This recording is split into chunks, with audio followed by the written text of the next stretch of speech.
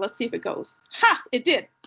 Okay, the pros, a lot of people want to get an agent and or an editor in order to make their lives easier, to get into the big time, to get into bookstores. There's a lot of reasons for it.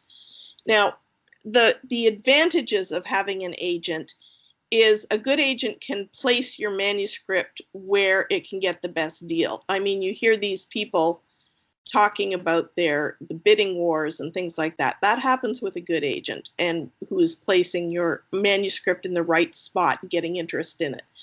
An agent is usually an expert and they in the business aspect of writing, and so they will read and negotiate your contract. So you are less likely to get caught with a contract that makes you go, oops, what was I thinking? Not always. I think anybody who doesn't read their own contracts is an idiot and deserves whatever happens to them. You've got to read your contracts. You're a writer, you know words, you can always read a contract. Painful as it is. Some agents will offer critical advice. Now, the caveat to that is don't ever, ever, ever pay for this separately. There are some scams out there where they will say, well, in order to get your book ready for us to represent, we need to do this, which is a lot of work, and so therefore you have to pay us this. And a reputable agent will not do that. They will take it or they won't take it. They may give you some advice after they take it, but they will never ask you to pay for it separately. The other advantage of an agent is they know the market. They know what's happening. They know who's buying. They know what the big deal is in the market. A lot of writers and editors believe that an agent gives you legitimacy, that means your work has been vetted by somebody who understands literature, and so therefore they will look at what you have more seriously. And one of the big advantages to an agent is the big publishing houses pretty much will not read an unagented manuscript. If you send it to them, they will throw it out. So you need an agent for that. There are ways around that, but that's pretty much what an agent does. Okay, now the cons of having an agent.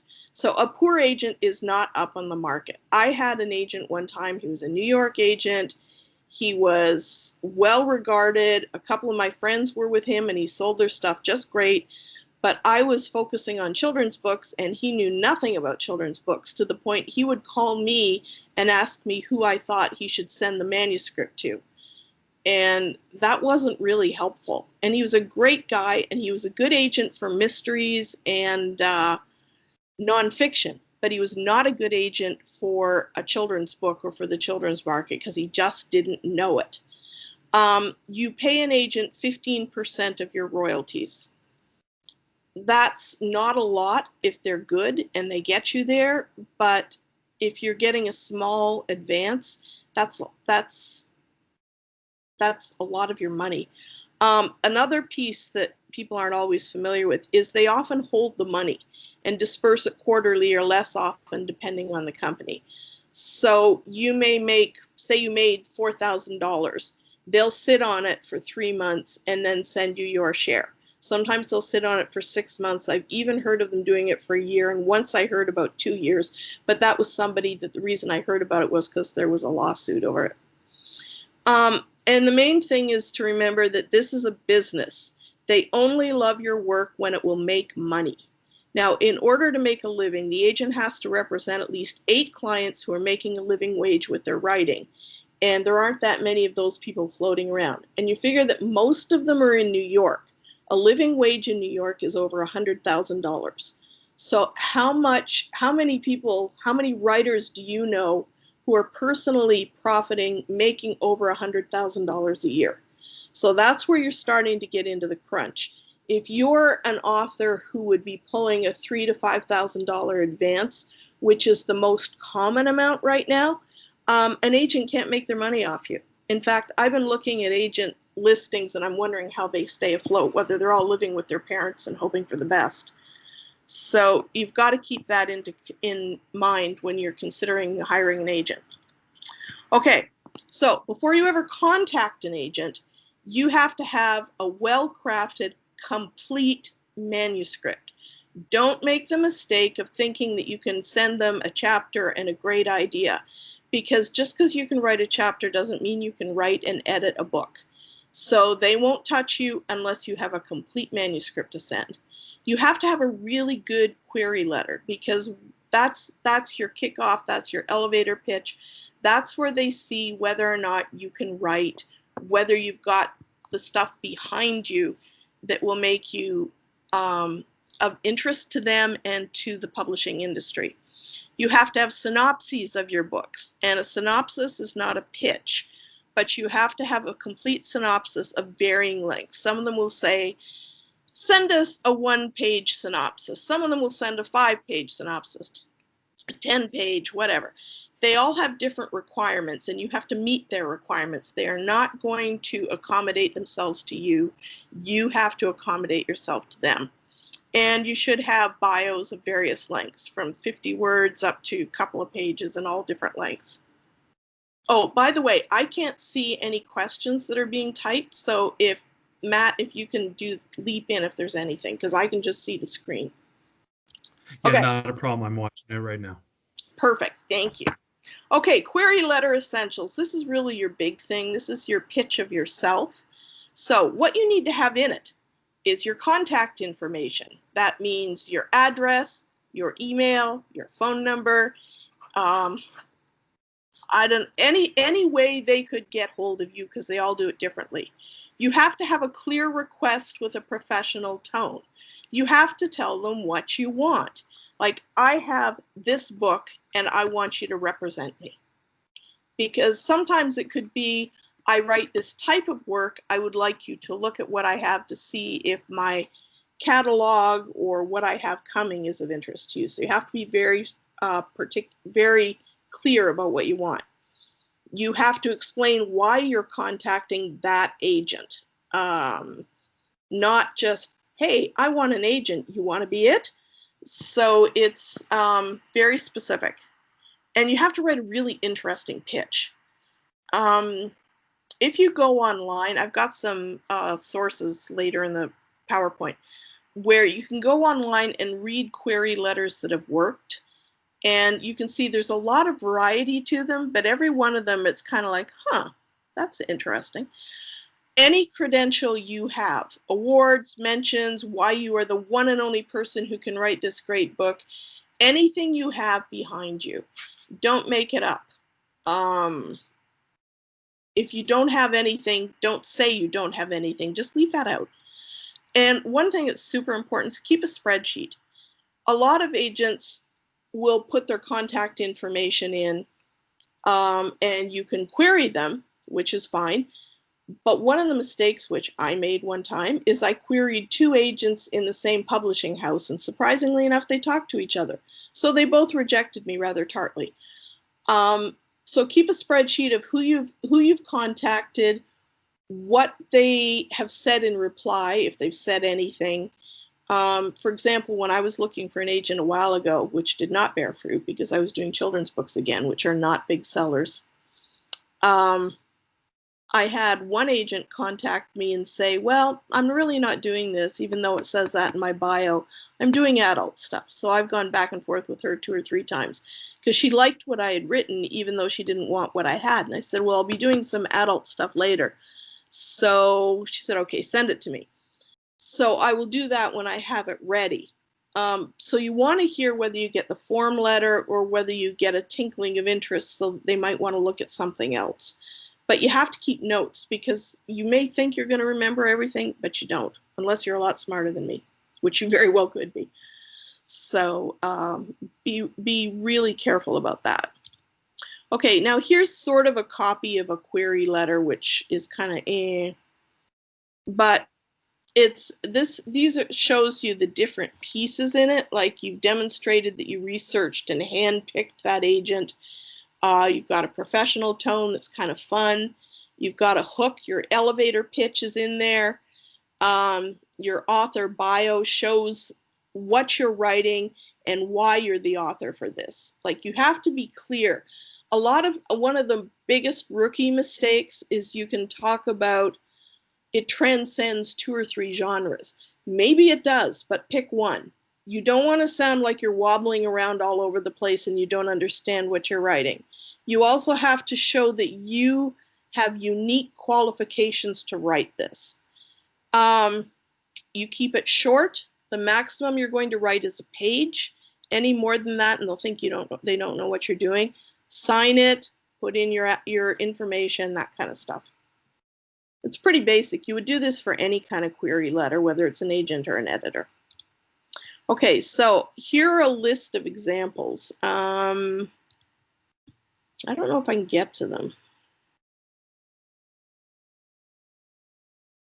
The bottom one, the NewYorkBookEditors.com, how to write a darn good query letter. That's put together by the New York Editors Association. So you're going to get really good how-to on that one. The one above it, the Liz Dawson Associates, that was written by an agency. So theirs is slanted towards what they do and what they're looking for. And then the one above was just a general article of successful query letter samples. And those are always a little more suspect because you don't know if they really are query letters that have sold a book or whether it's just what the writer thinks would sell a book. But you can look those up to see what works for the way you write. Okay, finding an agent. First thing, make sure the agent is a member of the Association of Authors Representatives. That is the combined association that used to be the Society of Authors Representatives and another one, I've forgotten, the Guild or something like that. Anyways, they combined a while ago, and every reputable agent will be a member. If they are not a member, they are probably not reputable, and I would avoid them. Ask people for recommendations. If you have friends who are agented, you can ask them. I mean, I've done that on occasion, and sometimes they will tell you, and sometimes they won't, because they don't want to get into the position of using their agent's time for something that the agent doesn't want. So, you kind of dance around that one a little bit. Research which genres are most likely to earn big advances and sell well. Agents can't afford to work for small amounts. Most of the big money makers, with a few outliers, right now are pretty much suspense, horror. I think those are the real big ones. Basically the kind of books that people read on airplanes. Romantic comedy sometimes. Romance books sell tons of them, but they sell them fast and for small advances. So if you can write 10 a year, that might work. If you're writing 2 a year where you would get a $4,000 to $5,000 advance at best, you're probably not a good candidate. I was looking for an agent for my children's and young adults, and because they're the hardest for me to sell personally. And what I found was that even though I got lots of nice letters, they basically said this isn't for us, which I think is pretty much agent speak for we don't think we can sell it for enough money, because they won awards, they sell okay, but it's hard to make money in that genre. So you need to find out if your genre is one that makes money. If it isn't, unless you're that kick-ass outlier, which I hope you are, probably an agent won't be interested. So you need to know where you are in the genre. That information is all available on things like Publishers Weekly and things like that. You can get the statistics online. You just need to look for it. Then the next thing is to research the agent's interests and availability. I've got a link where you can go on, and there's just practically every agent in the universe is listed there, and it's searchable by genre. And some agents basically say politely in agent speak, hey, I'll take anything if I can make a buck. Some of them are very specific, like they only do women's fiction, or they only do horror, they only do paranormal, they only do adult, they only do YA. They say what they do. And some of them will say, I am not accepting new clients at this time. They just have a listing for visibility. Don't even bother with them unless you're going in with a recommendation, because they won't look at it. And the other thing is, expect a lot of rejection or silence. Some of the agents will respond to you with form letters, some will respond personally, and some of them will not say anything to you whatsoever. And you just sort of fall into the ether. Okay, agent information supplies. Usually, like when you find a bio of an agent, either through their website, like the agency website, or through the author's representative website, usually they will tell you their interests and what they're looking for. They will give you a biography and a picture. Now, the biography, one of the things they will talk about a lot is whether they've won all these awards. If they've won a whole bunch of awards, you know that they might be looking for a literary slant rather than a trade bestseller slant. So you can take an idea of that. Their picture, it's kind of nice to look at the picture, because I was looking at one agent and I thought, this agent sounds perfect. And when I looked at it, I thought, this agent is at least 97 years old. So chances are they're not going to be around. They will have the email or publishing house contact information. That's really important, because there are a few agents that will take letters, but most of them just want you to send them an email.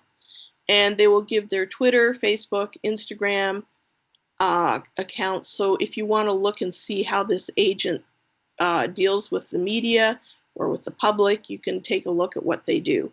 Now, some publishing houses have a separate form to be filled out on submission. They don't want your query letter and your synopses and all these things that you prepared. They want you to do it the way they want you to do it. And if you really want a particular agent, that's a good idea. If you don't, if you're just sort of on a fishing expedition, it's a lot of time to fill those out. So it's up to you to decide. Okay, now do not expect a critique or any editing of your work. If you send them your chapter, your manuscript, they are very unlikely to come back with, wow, this was really good. If you would only do this and do that and do the next thing, it might be what we want. I don't recommend revising according to casual comments from them, because that might be an off-the-cuff thing, and you spend 3 weeks revising according to what they've said, and you send it back to them and they say, oh, I'm sorry, no. I've had that happen. I've had it from editors who said that it's almost what they want, and they want this and this and this and this and this. And I've revised it all just the way they said and send it back to them, and it's kind of like, well, I don't feel like it today. So I don't recommend any extensive revision without a contract. You might want to give it a shot. If they've really taken a lot of time, yes.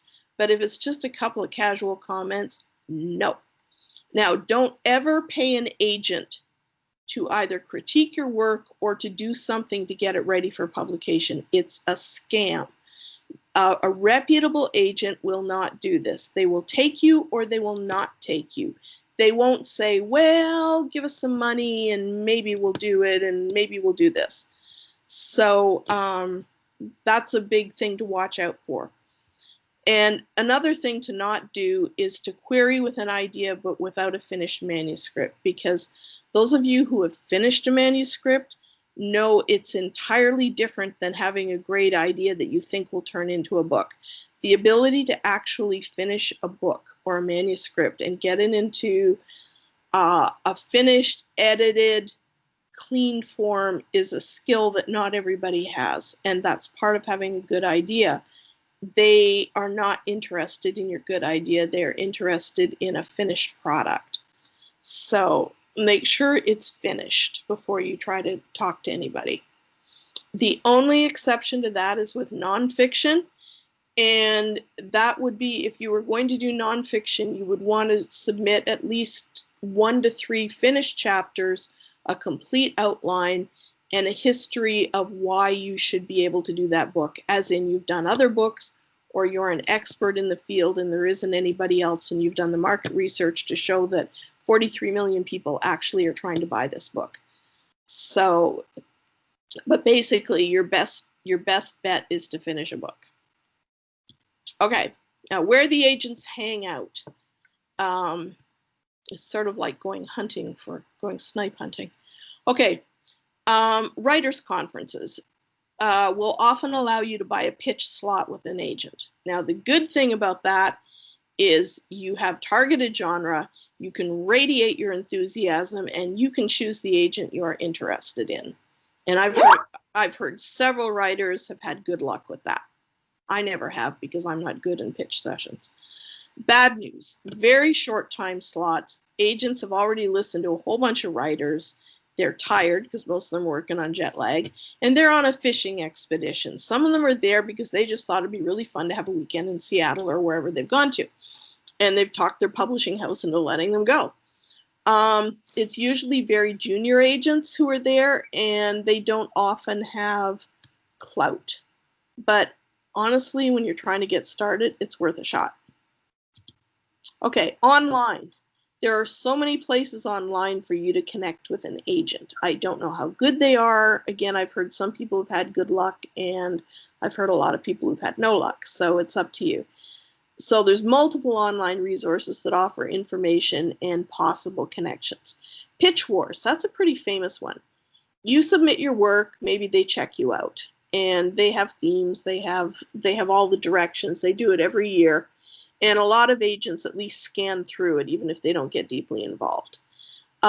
Jane Friedman wrote a really good article about researching and finding agents. So there's the link for that. It has lots of links to places where you can locate an agent or contact an agent or what to look for, that kind of thing. I've thought that maybe just copying everything she did might be considered plagiarism, but it's a good article.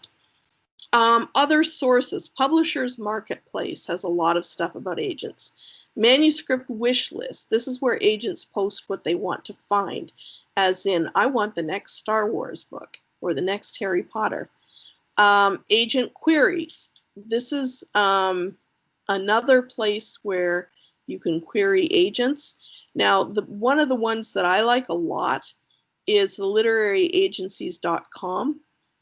That is the Association of Literary Agents website, and they have got all their members listed. It's searchable by genre, by age, by location. Pretty much any way you would want to search it, you can do that, and then they will give you all their agents' listings, and you can contact them. And when I say I don't know how they're all making a living, is because there's literally hundreds of them.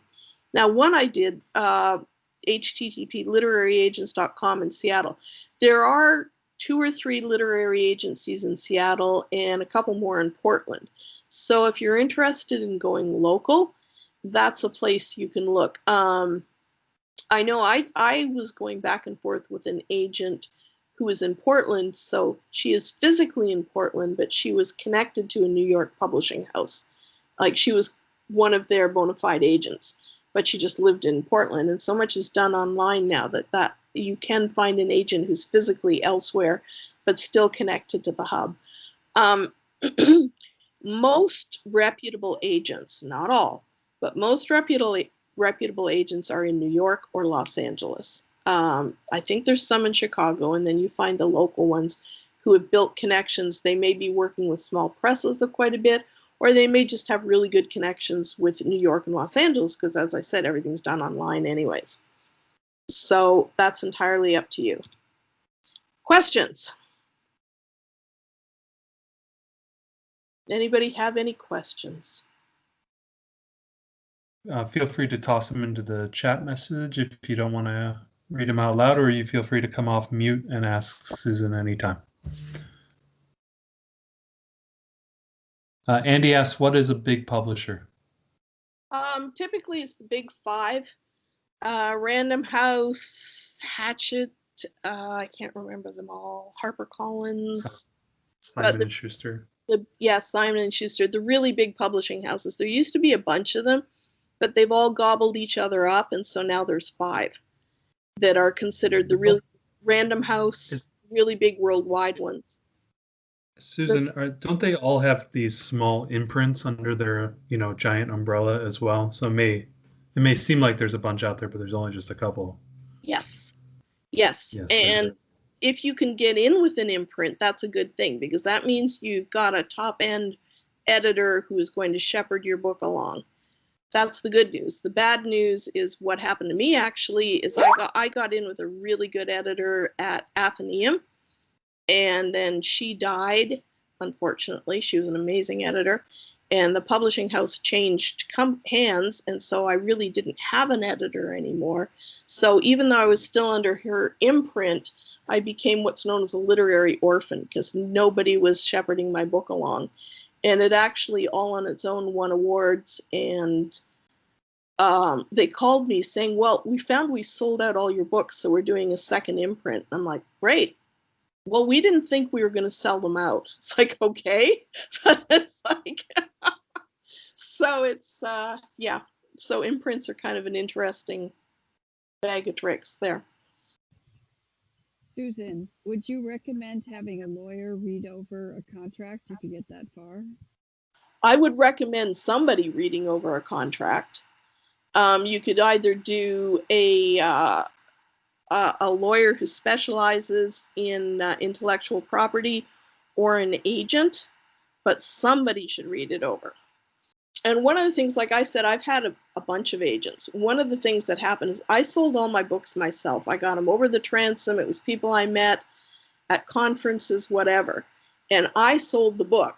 And then I got an agent, and the agent did the contract, negotiated it, and did foreign rights and stuff like that. This was many years ago, so it's a little different now.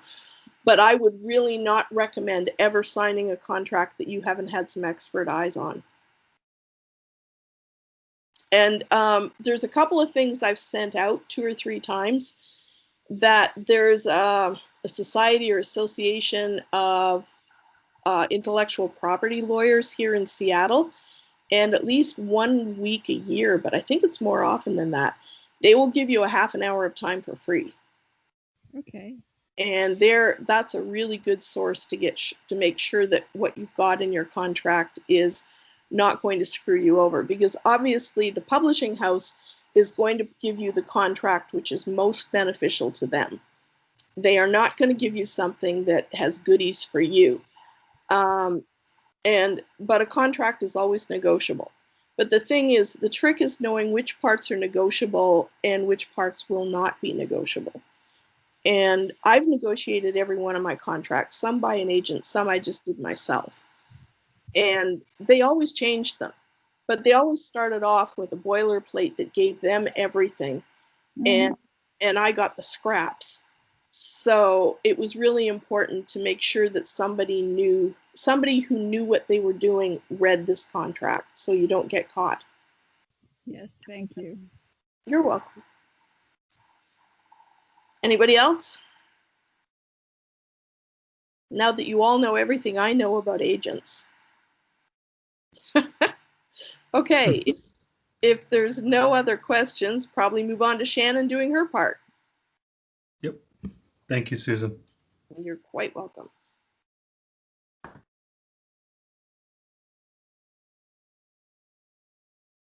Whoops. Shannon, am I running this or are you?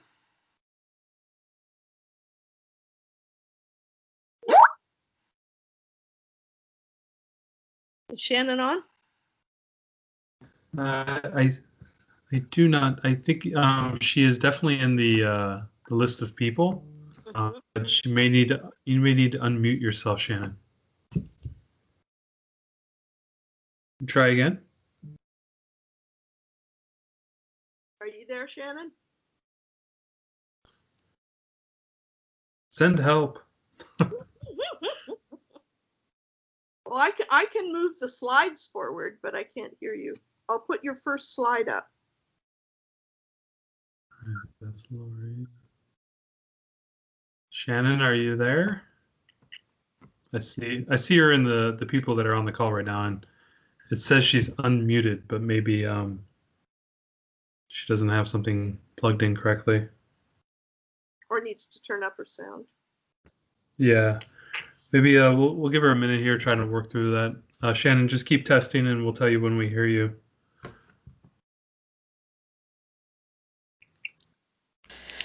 Okay, let me see if I can turn this up. We gotcha. Yep. Can you hear me I now? think you're on. Yep, Yes, ma'am. we gotcha.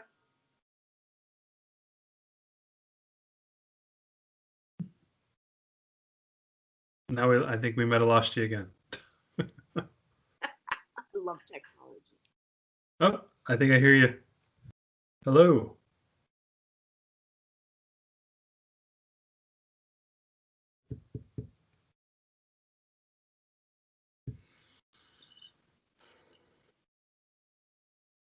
All right.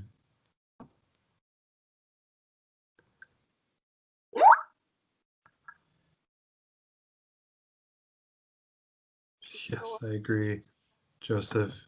Technology. Give it another minute. Shannon, and we heard you there for a second, we think.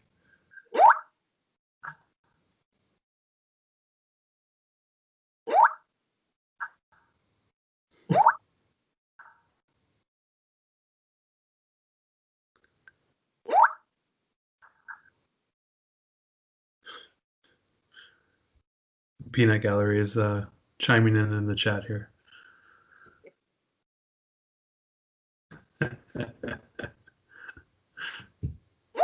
All right, we'll give it another minute. Otherwise, maybe we'll maybe reschedule her for later.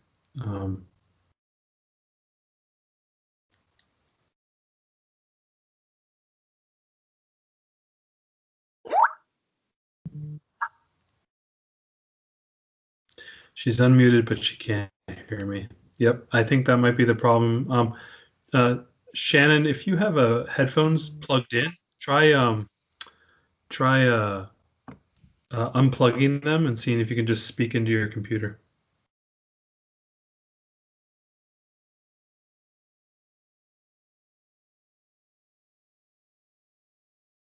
We'll see what happens here. Don't buy expensive Apple computers. Hey, I'm working on an Apple.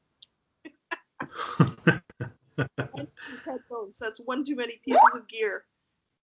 Okay, so the headphones are attached to the microphone. Yep. But Shannon, you may be able to just speak into your computer and then turn the volume down, and then just go ahead and give the presentation if you want to give that a try. In the meantime, Andy had a question to Susan. Oh yeah. He said, so Susan, based on your presentation of having completed an edited manuscript, why now would you choose a publisher to edit your work again? If I'm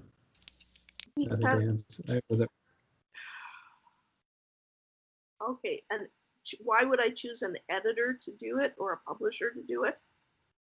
Okay, let me tell you my experience. I've had good editors and bad editors, which Shannon will address. I was very fortunate in that I, at one time, this woman who was considered the best children's editor in the country, and to say that she was amazing was beyond belief. She was the best editor I've ever run into. She saw things in my manuscript which I did not see, and she was, one of these warm fuzzy people that gave me a paragraph of how much she loved my book and then 6 pages single spaced of all the stuff that was wrong with it.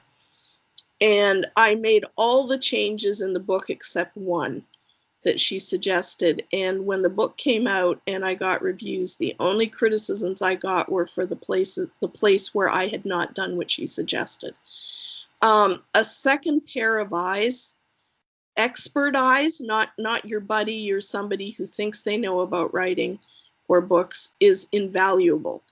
I had another experience with a publishing company where I sent them the manuscript and they had a line editor go over it, and I called them back and said, congratulations, they've single-handedly taken it back to a first draft. They had screwed it up so badly. So the thing is, with a publishing company, you've got a crapshoot. It's like anything else. You may get the best person in the universe who will make your book so good it will make you want to cry, or you may get a person who's so bad it will make you want to cry. Most of the time what you get is in the middle. And so what you do is you nod your head, you smile a lot, and you say, wow, great idea. And then you give it some time so that they will forget what they told you. And then you go back and you make the edits that you think are appropriate. I hope that makes sense. So have we found Shannon yet?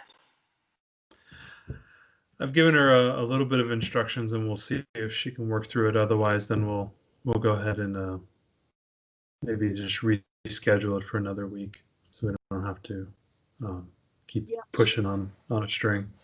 Shannon has a huge amount of experience, especially working with middle and smaller presses, because she was an acquiring editor for a publishing company for quite a while.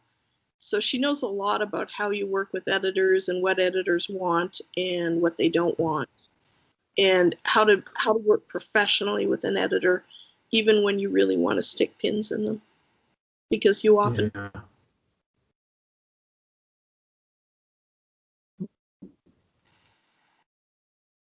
So. Cool. All right, Susan, from Andy again. So should one expect a publisher to edit your work even when you had it professionally edited?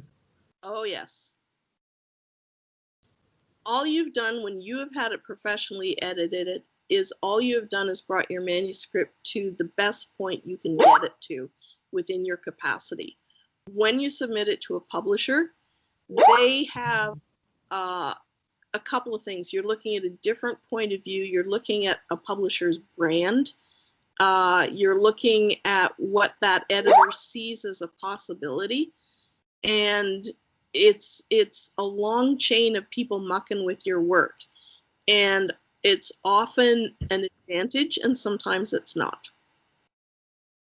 But yes, they will edit your book. And you can be contrary and refuse to take the edits, in which case they'll say, it's been swell, see ya.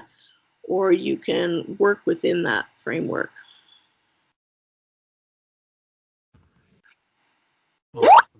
So I think it's I'm gonna butcher it, but Sari Buford, she says, Susan, would you do a private consult on nonfiction at an hourly rate or set price? You just got a job, maybe, Susan. Okay, here's what I would do. I would read a chapter of what you've got for free because you're a co-op member, and give you what I got. And that's about it, because I have so little time. In this last 2 weeks, I've been in Amazon hell, where I finally republished 2 books. It took me 13 days, and they had my book blocked 5 times. But it's all fixed now. I've written chapters. I have commitments to 2 other chapters, and I got 2 more books that are ready to publish that I haven't had time to publish. So my time frame is really crazy, but I'll read it for free for a week, or in a week or 2. If you want to send me a chapter, I'm happy to read it to you, or read it for you. Obviously, I can't talk. I did that once. It didn't work out for me. All right, that offer is only good. That is only good for Sari, not everybody else on the chat. Right. Work out your hourly rate with Susan there. So it looks like Shannon won't be able to get on. We just have impassable issues on the audio. I'll post the slides, so if anybody's interested in reading the slides that Shannon was going to present, those will be available to you. I'll make sure to follow that up via email with everybody on the link there, and we'll see if we can reschedule Shannon for another time where we can do the editor questions. And I apologize to both Shannon and everybody if you guys are looking forward to the editing section. So we'll go ahead and reschedule that.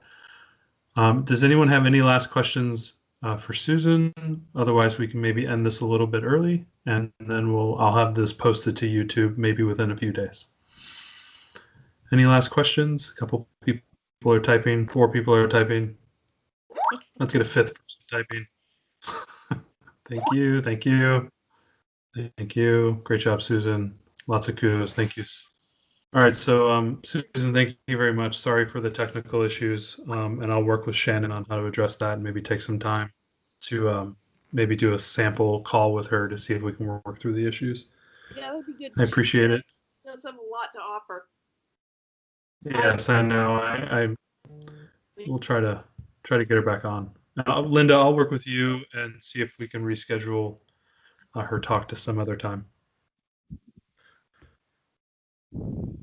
Are we good? You guys received editor story? I'm sorry, Edward, go ahead. Say it again. Do you guys want to hear an editor story? Can you hear me okay? Your audio is cracking up on us. Yes, you had an editor story. If you could talk close to your microphone, maybe give it another try. All right, I'll try to make it brief. Stephen Ambrose wrote one of the funniest comments I've ever read. Maybe He Edward, wrote, try to put it in chat. Undaunted Courage. Yeah, Edward. Yeah, you're breaking up a lot. Maybe you could type it to everybody in the group and reply to the general email. All right, or we'll do it next time. Thank you. Okay. Sorry about that, Edward. The internet is not working right now. All right, guys. Feel free to head on home and enjoy the sun, get some vitamin D, wear a mask, have fun, get outside. Yep. Thanks, everybody. I hope Thank you, guys. brilliant couple of weeks.